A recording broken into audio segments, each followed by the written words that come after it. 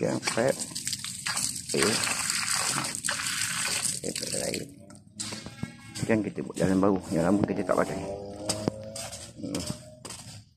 Di sini. Yang sini kita nak tebuk tak boleh. Tak cantik pula, banyak kerja tebuk kan. Dia sangkut atas je tak apa. Ni pun dah tukar. Paip baru. Okey. Paip baru. Okey. Best. Sana pangan tak lampu tu, takut nanti bocor apa-apa kat sini nak buka. Biar dulu. Okey, sini. Dah best. Tak pun dah, biar dulu.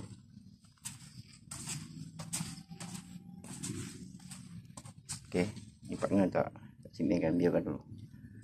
Tak simen tak apa, pasal lantai luar kan. Jangan tak bau. Jangan tak bau sampai kan. Ambil tu paip bau. Okey, lain tak ada apa lagi.